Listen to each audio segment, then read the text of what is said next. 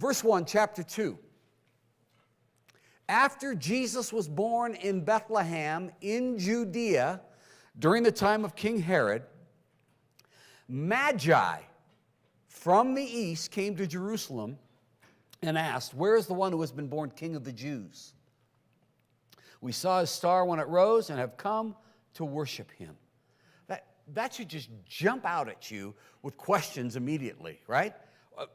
Who are these guys? How would they know somebody who's born King of the Jews? Where would they get that revelation and information from, right? That makes no sense. And then the next verse, and they got this celestial event that somehow directed them, and they've come to worship this child. That's mind-boggling phraseology there for me. Yeah. That we just assume, oh, okay, you know. That's mind-blowing stuff. Verse 3, when King Herod heard this, he was the king of Judea, he was disturbed, and all Jerusalem with him. That blows me away. You got guys coming from the Near East, maybe 15 or 1,000 plus miles, and they know what's going on, and the people right there don't know what's going on, okay? Interesting, real interesting stuff. Verse 4, when he had called together all the people's chief priests and teachers of the law, this is Herod calling together the chief priests, he asked them, okay, tell me about the Messiah. Where was he supposed to be born? So they tell him, based on the prophet Micah, in Bethlehem in Judea. And then they quote Micah, verse 6, but you, Bethlehem, in the land of Judah, are by no means least among the rulers of Judah, for out of you will come a ruler who will shepherd my people Israel. Powerful passage from Micah, right? Then Herod called the Magi secretly and found out from them the exact time that the star had appeared to them. And then he tells them, go to Bethlehem and search carefully for the child. And as soon as you find him, report to me so that I too may go and worship him. Liar, liar, pants on fire. And verse 9, after they had heard the king, they went on their way, and the star they had seen, catch that, don't see it anymore, reappears to them and went ahead of them. And then it stopped over the place where the child was. A star. Okay. When they saw the star, they were overjoyed. And on coming, catch this, not to a stable, to the house, they saw the child with his mother Mary, and they bowed down and worshiped him.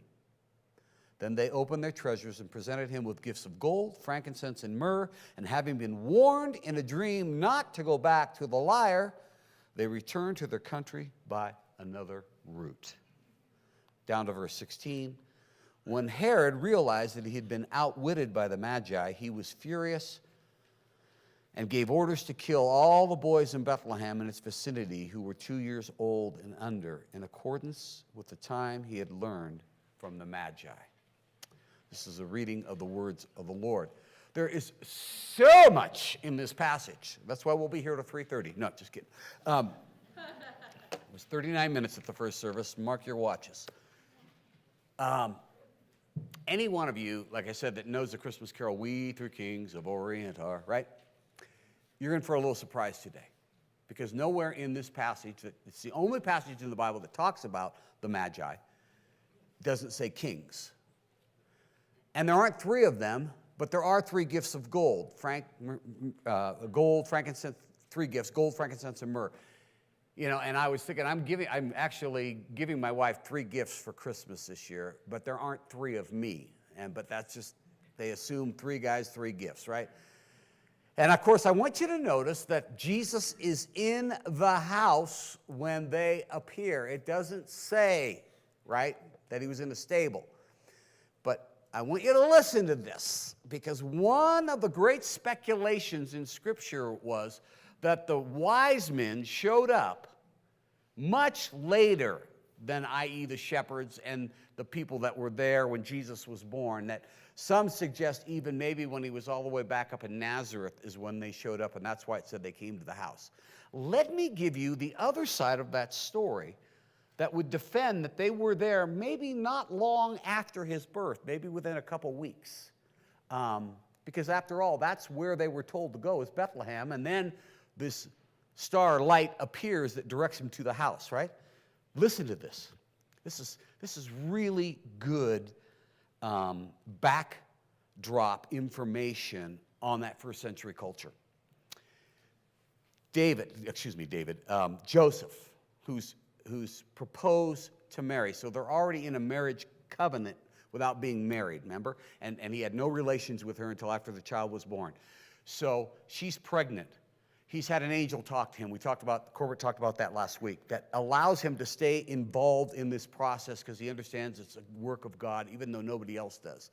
So he and Mary are on board. They're traveling down to Bethlehem simply because his lineage and also Mary's lineage is through the line of David. And so the census goes out from the emperor of Rome.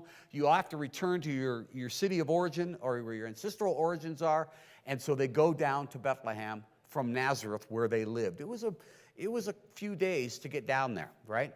And she's pregnant. Well,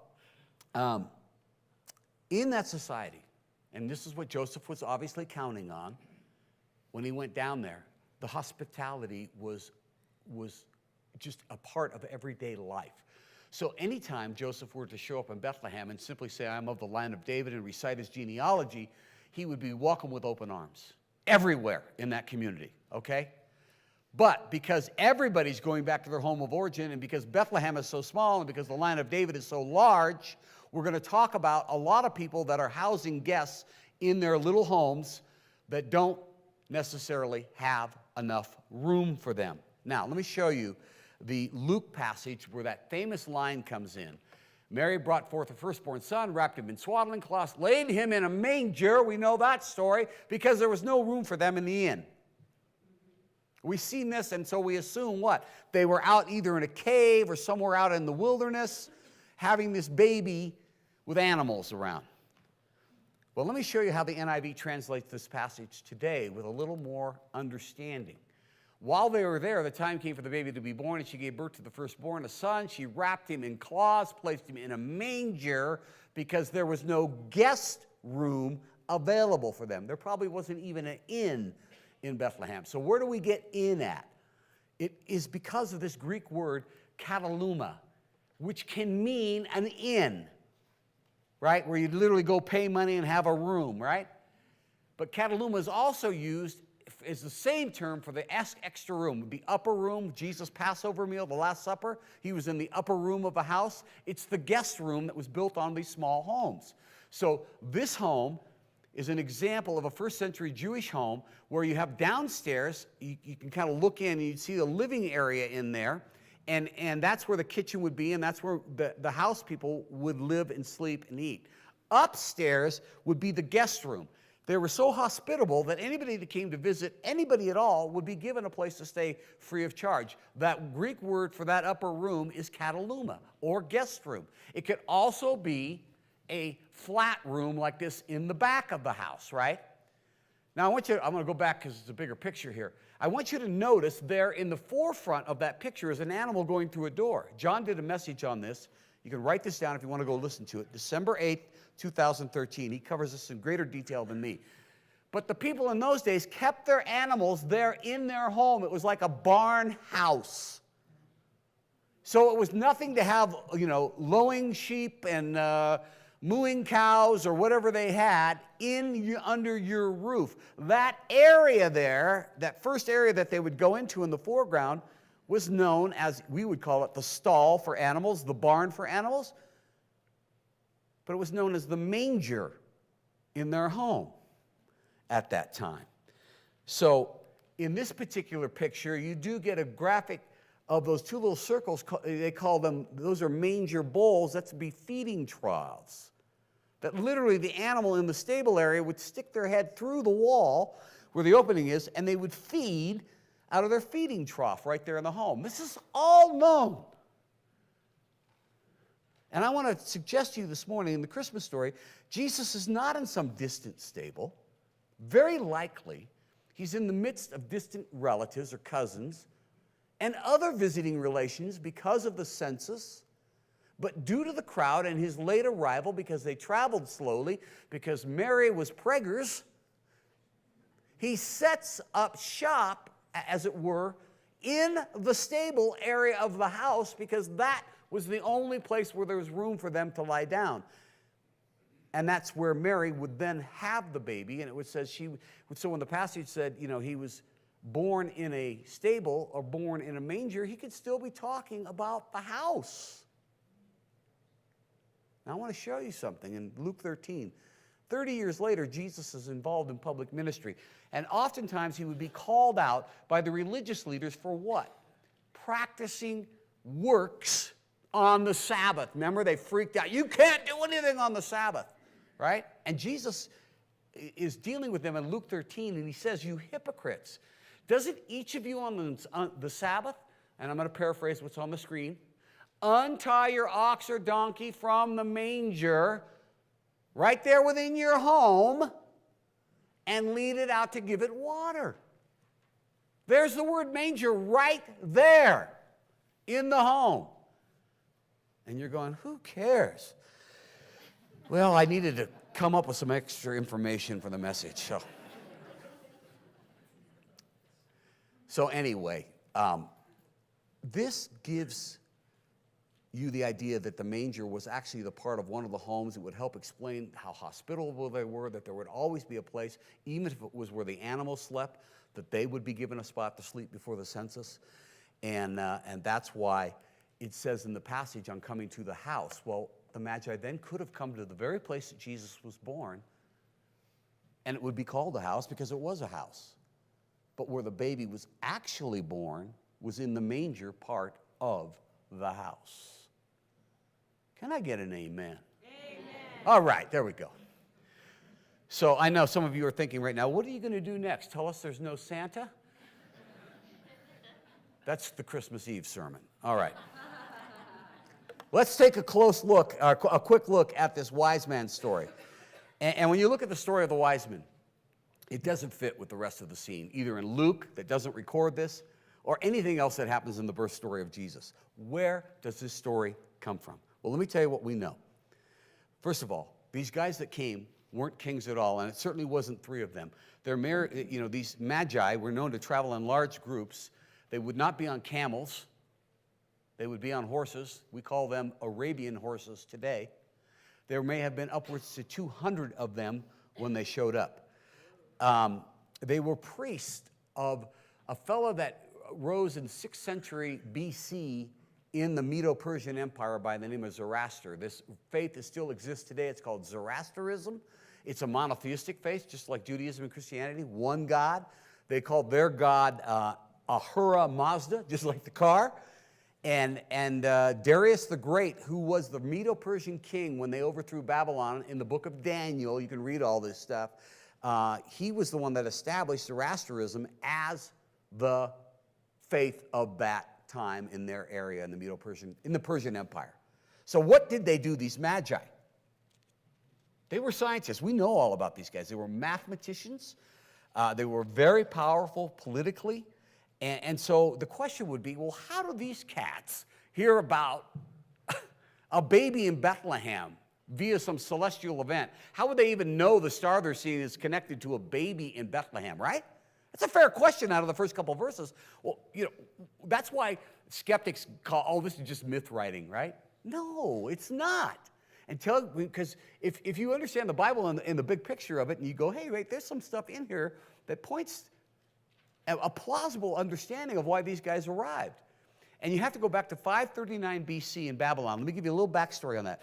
In those ancient days, the nation of Israel was already been wiped out by the Assyrians, the top 10 tribes. And you have the two southern tribes of the southern kingdom that existed in Judah, that's what it was called, Benjamin and Judah. They still existed, and Jerusalem still had its capital, and it was a kingdom. And the Babylonians were now in charge, and Nebuchadnezzar came down 3 different times and finally just wiped them out. And they took all their finest back with them in these 3 invasions. The last one is when they just flattened the whole place. So in about 539 BC, this is all recorded in history, a young Jewish man by the name of Daniel, by the way, any of you having children in the future, that's a cool name. And this Daniel has a story in Babylon where he's been taken maybe as a 19, 20-year-old. Let me read this for you. This is out of his book in the Old Testament. And I'm going to try to slow down my speech enough so that you can grasp some of this, because this is amazing what I'm about to show you. Then the king of Babylon, Nebuchadnezzar, placed Daniel in a high position and lavished many gifts on him. He made him rule over the entire province of Babylon and placed him in charge of all of its wise guys, or magi, right? Why? Because the king had a dream. None of the magi's could translate it. They all took shots at it, and the king blew them off. He was so ticked that they weren't giving him the correct interpretation, because he didn't know what it was, but what they were saying was a bunch of hooey. He says, I'm going to have you all killed. And then Daniel comes along and interprets the dream and then convinces Nebuchadnezzar not to kill the magi guys. He says, no, don't do this. They're good guys. Don't do this to them. And so he doesn't. So Daniel is not only placed in charge of all the magi, can you imagine the honor they felt for him, for saving his life, for their lives? Huge, right? He was a well-respected magi. And he's a Jewish boy, and he's in this Babylonian culture, right? So that's Daniel's story of how he got a place with the magi and had respect with the magi. But what else is there about the story? Well, the magi existed for centuries after this, right? We know for at least 5 more centuries, because they show up here in Matthew, which is over 5 centuries later. And I believe, this is my contention, others as well, that the prophecies that Daniel, who was a prophet, would later write while he is there for those 70-plus years in Babylon, well, the rest of his life, actually, he wrote prophecies. And those are recorded also in his book. Let me share them with you. Daniel said, while I was still in prayer, Gabriel, the man I had seen in an earlier vision, came to me in the swift light about the time of the evening sacrifice. He's talking about a vision, an actual, it's like he just saw it happen in front of him while he's praying. And Gabriel is this angel that appears to him. And we see Gabriel's name where else? In the birth story with Mary and Joseph, right? So he appears to be an angel that interprets for God. But this is centuries earlier, and Gabriel announces to Daniel, and this is a little cryptic, but stay with me. He says, a period of 70 sets of 7. That would be 7-year periods. 70 sets of 7-year periods, 490 years, has been decreed for your people and your holy city, Jerusalem, for what reason? To finish their rebellion, to put an end to their sin, to atone for their guilt, to bring an everlasting righteousness, to confirm the prophetic vision, and to anoint the most holy place. That would be in the temple, right? Where God forgave sin. Now, verse 25. Now listen and understand. 7 sets of 7 plus 62 sets of 7. So 49 years plus 62 times 7. I didn't have that in my head off the top of my head. Will pass. So 69 of the 70 weeks. 69 of the 77-year periods, does that make sense? Will pass from the time the command is given, here's the starting point, to rebuild Jerusalem until the anointed one comes. Daniel says this 539 BC or sometime along that line. And he's basically saying what? According to the prophecy, from the decree to rebuild Jerusalem, there's going to be these 7-year periods, 49 years, and then 62 more of those 7-year periods, or 483 years, until the Messiah will show up. This is what the nation of Israel was waiting for. So both the ancient Hebrews to whom Daniel was writing and the ancient Babylonians, I'm sorry, the computer jumps. I thought we fixed this. To whom he was subservient, the book of Daniel, having been written in Babylon, was during the latter half of the 6th century BC, they all used a 360-day calendar, right? That's their calendar. It was the lunar calendar. So these mathematician guys have put this together, and what I'm telling you is authentic here. So 483 years times 360 days, you can't see it because it's kind of blocked up there, equals 173,880 days, right? Simple math. Now, they had to translate that then to the Gregorian calendar, which has 365 days and leap years, right? That comes out to 476 years and 25 days using that particular calendar. So you have to adjust for changes and all that stuff. So these guys have done this. Mathematicians have done this based on this very specific prophecy that Daniel wrote in the 6th century BC, right? Now we need a starting point. How do we come up with a starting point? What was the starting point trigger? To rebuild Jerusalem. Well, we actually have a book in the Bible that talks about that story. Are you familiar with Nehemiah? Nehemiah came along. We just did the book of Esther here a few weeks ago. Esther was married to King I can't even say his name, Ahasuerus or something like that. And anyway, he's a generation and a half before Artaxerxes, who's now the Persian emperor. And Nehemiah is the cupbearer for Artaxerxes. And he rules like in 464 to 424 BC, right? So this is well over 100 years past the time of Daniel. And so it says, Nehemiah writes in his book, I was cupbearer to the king. In other words, I'm the guy that drinks his wine, eats his food, makes sure there's no poison in it. And then he gives us a specific calendar point. In the month of Nisan, this is Hebrew months, in the 20th year of King Artaxerxes, when the wine was brought for him, I took the wine and gave it to the king. Interesting how the Bible delineates a specific point in time.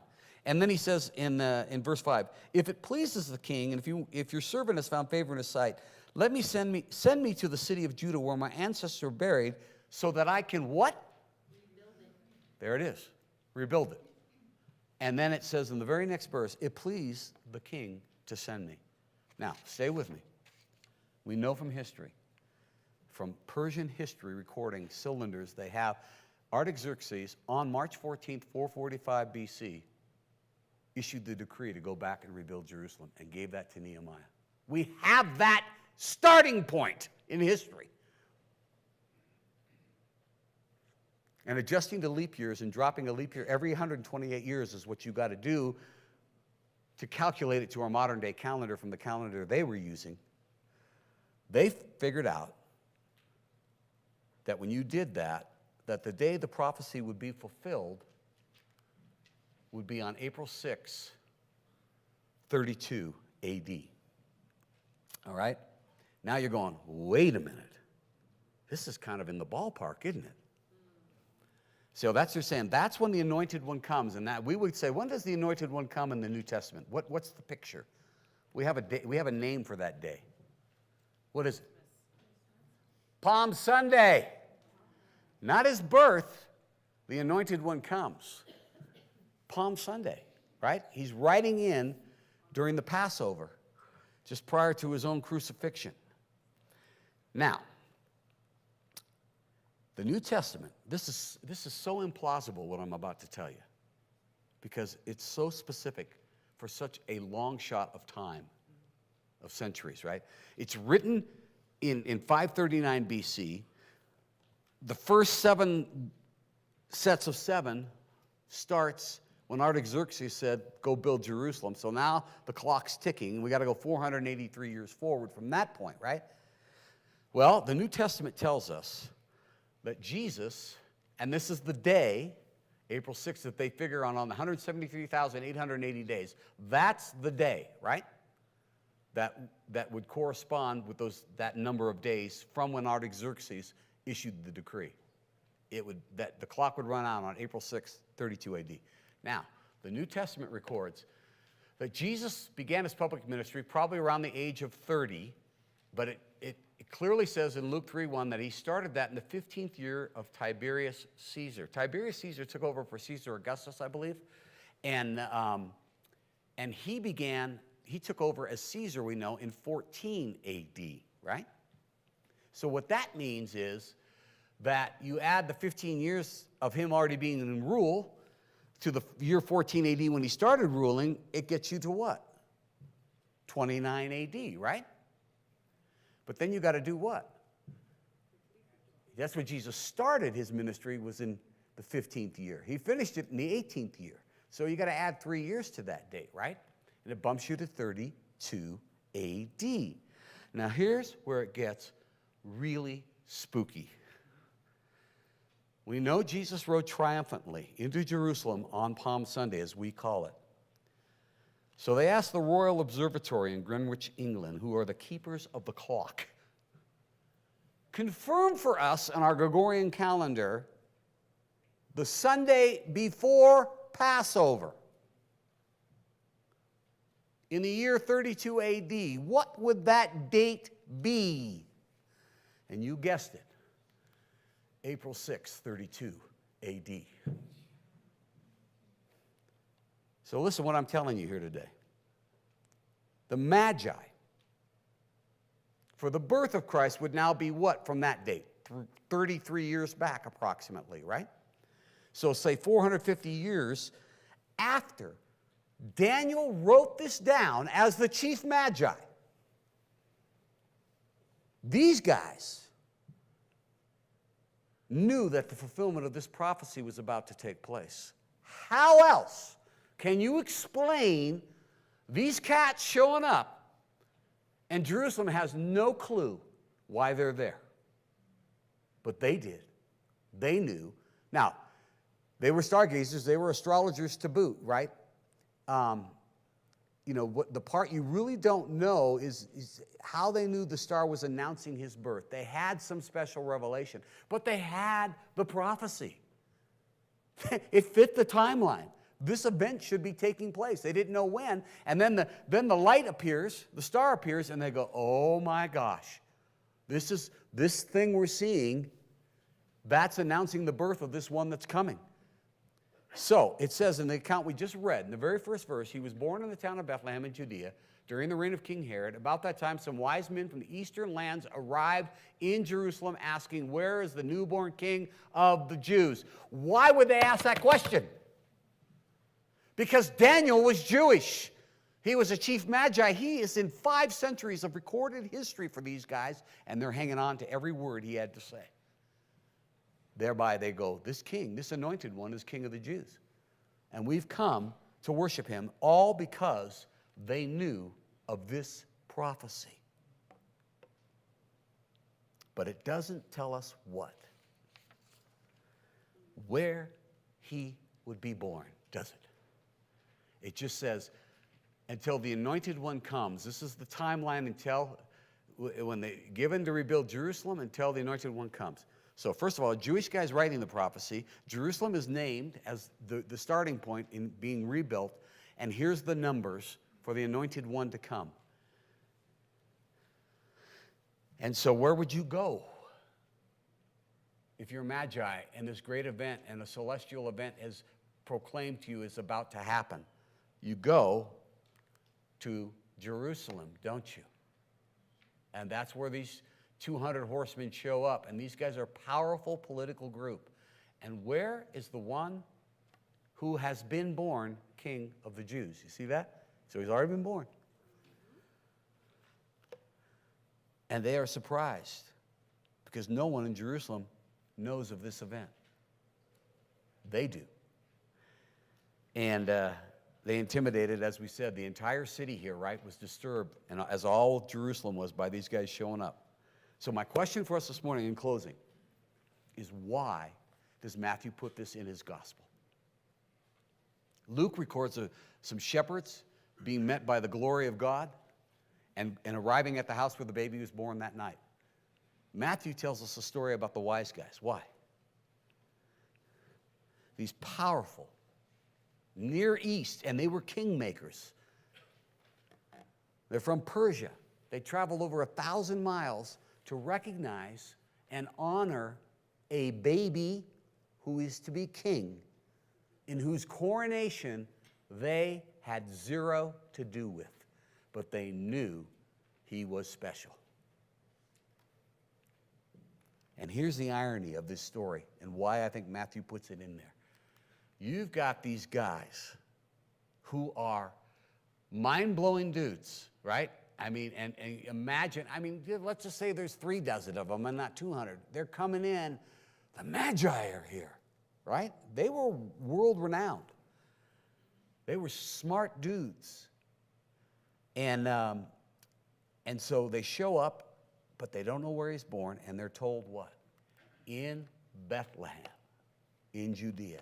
And there's something really funny in a weird sort of way about these magi, these political elites of their day, these scholar mathematicians of the intelligentsia, right? and where are they being led? You ever been to Schurz, Nevada? If you go to Vegas from here and you go through Yerington, well, Yerington's like the big city compared to Schurz, Nevada. That's Bethlehem. And that's where these guys are being sent to go. And to me, I think it really speaks of the fact that God's ways are not man's ways. Because the wisdom of this world says if you're really going to make a difference in life, you got to do what? You got to go to the right schools, right? You got to have the right skills. You got to know the right people. Jesus was not born into the right family by any stretch. He was not born in the right place. And he certainly didn't have the right credentials to be the king. He never wrote a book. He didn't lead an army. He didn't do anything the world's way. But what he did do was everything his Father's way. And that, I think, is why the story is in here. Because what is God's way? The way up is down. The way to get power is to serve. The way to get really rich in life, which ultimately is what? To know the one that loves you forever. Jesus says is to give all your money away. That is the absolute, all those tenets are the absolute opposite of what worldly wisdom says to you and I. The worldly wisdom always tends to lead to superficiality, the outside, right? And we've been spending our lives as Christians trying to unplug those worldly things that are so much a part of us, certainly so much a part of me. When somebody says, give all your money away, I say, not a chance. I work too hard for that money. I'm not just going to give it away. I'm going to be generous. And here's what I'm really trying to say to us this morning. If you look at your level of success or whatever success you've acquired in life, the material comfort you've acquired in life, your money, your power, perhaps even your looks, do you do what worldly wisdom tells you to do, which is take an inventory? And I do. Not so much in front of the mirror anymore, because that's all bad news. But if you do take inventory, you're likely to feel either bad or good about your inventory at that given moment, right? And I think what this story says is stop it. Those things aren't important. Look at the birth story of the King of Kings. And God is showing the wisdom of the world to be foolishness by the very birth of Christ. In fact, the prophet Isaiah wrote in the 7th century BC of God speaking, I will destroy the wisdom of the wise, the intelligence of the intelligent, I will frustrate it. Isaiah writes. Paul played off of that 7 centuries later in his letter to the church at Corinth, and he says, where is the wise person? Where is the teacher of the law? Where is the philosopher of this age? Has not God made foolish the wisdom of the world? For since in the wisdom of God, the world through its own wisdom didn't know him. And here's this story saying, yes, except the wisdom of this world in this day, at this moment in history, bent their knees to worship and gain true wisdom. See, what Paul's saying is, where are all the smart people that have all the answers? I think Paul would say something like, how much closer to peace is man, if he spoke in the 21st century today, than he was millennia ago when I existed? How much closer are you, mankind, in your wisdom to eliminating poverty or hunger or ignorance or crime or immorality than you were in my day? For all the advances in technology and communication, we haven't really advanced anywhere that matters, right? Author and pastor John MacArthur wrote that we are no more educated, we are more educated, but we are not any more moral as a people today. We have more means to help one another, but we're not less selfish. We have not changed except in finding more ways to express and excuse the human condition, right? Throughout history, human wisdom has never basically changed and has never solved the problems of mankind. Human wisdom sees the immediate cause, but it does not see the root, which is always sin. He goes on to say, it may see human wisdom the selfishness that causes injustice, but it has no way to remove the unselfishness. Listen to this. This is brilliant. It may see the hatred that causes misery and pain, but it has no cure for the hatred. It sees plainly that man does not get along with man, but it does not see the real cause is that man does not get along with God.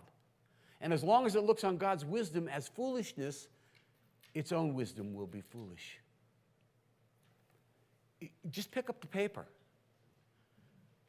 Look at all the things that we're assailed with in public opinion today. The Me Too movement, right?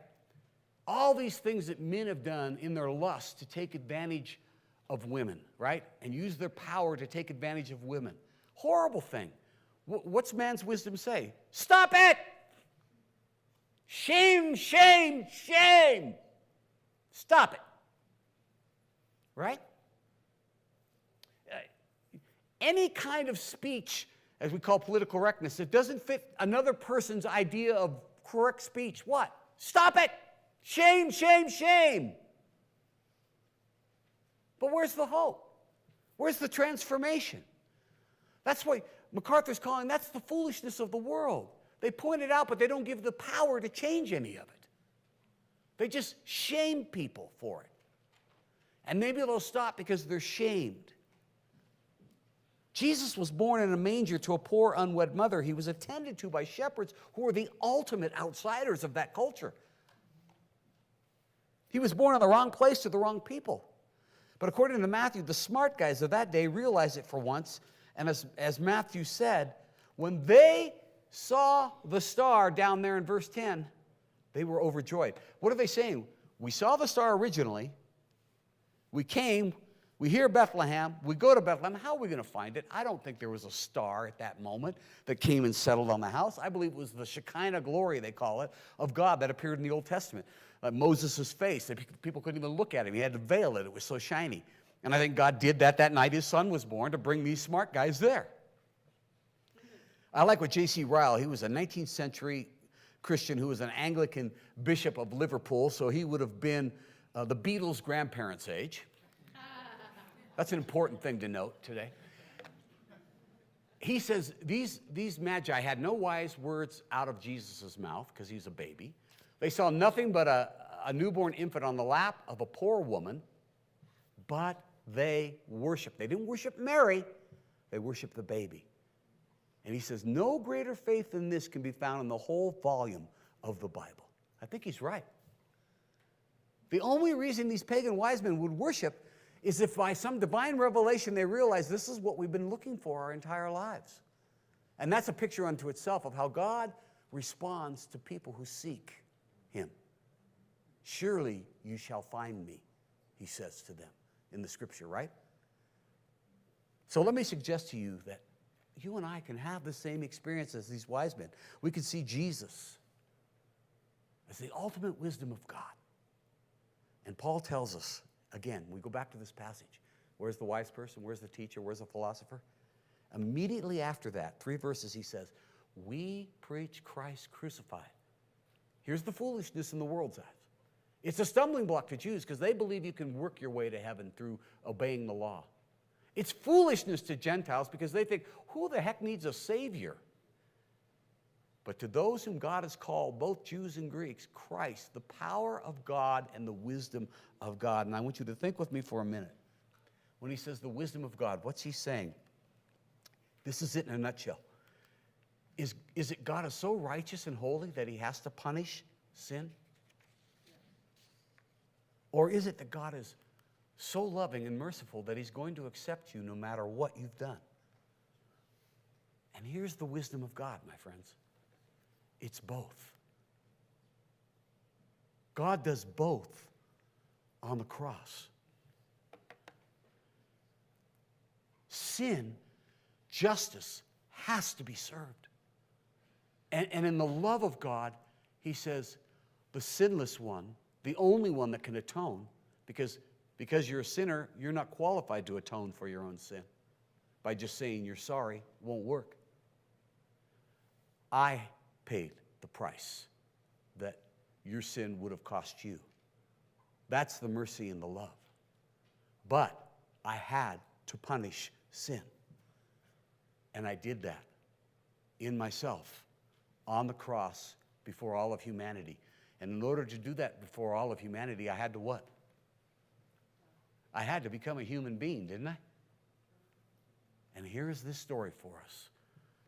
And here are these magi's. I've often said, God had to die in order to save us. But God was so glad to die. And that is God's wisdom. And on this day, the smartest guys in the world, seeking after centuries this prophecy's fulfillment, bent their knees and worshiped a baby. And they knew so little of the story, but they worshiped. This past week, we had services for an 18-year-old boy beloved by his friends that perished in a car accident in San Luis Obispo in town. And of course, we lost a beloved physician, Dr. Stephen Banner, from our community under the most tragic of circumstances. And what has been shared with me over and over this week is the same response oftentimes in great perplexing loss. How could this be? And I want to tell you, in the wisdom of the world, there is no answer for how this could be. Because the world doesn't want to acknowledge that we're broken. The world can't see and understand the fragile nature of mankind and the craziness that ensues. We don't want to go there. We don't want to believe that. And I want to tell you, the Apostle Peter wrote to us, he says, always be prepared to give an account of the hope that lies within you. He didn't tell us to give our doctrinal statement to the world, in the world wisdom. He said, give the world your hope. And what is our hope? That this little child that was born in a backwards place to all the wrong circumstances, in the wisdom of God, came to this world to be our sacrifice, to substitute his life for ours.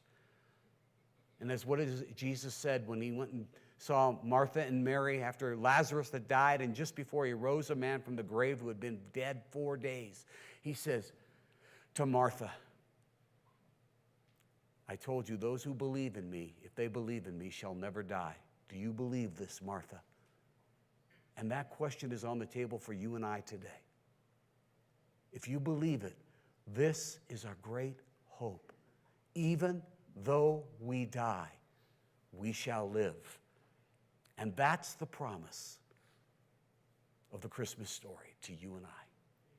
Let's pray. Father, thank you for showing us just the complete beauty of your wisdom. You know, I'm just amazed the way these wise men came to see all wisdom is in you. And they can't even begin in their time to see what we've seen and know of this story. I am so grateful that you have shown us so much and that you've given us the prophecy, the teeth of truth, Lord. And I think the application is help us to walk like your Son in the wisdom that is yours. And we can only do that, I believe, by looking more at him and love him for what he did for us. We're all in the same boat. We're all in the same need. No human being can say, aha, I did it, save Jesus. And when we do that, we find ourselves finally transformed from our lust, finally transformed from our hatred and our brutality, because we are being made into his likeness. And Lord, that is a great gift. We pray this in Jesus' name. Amen.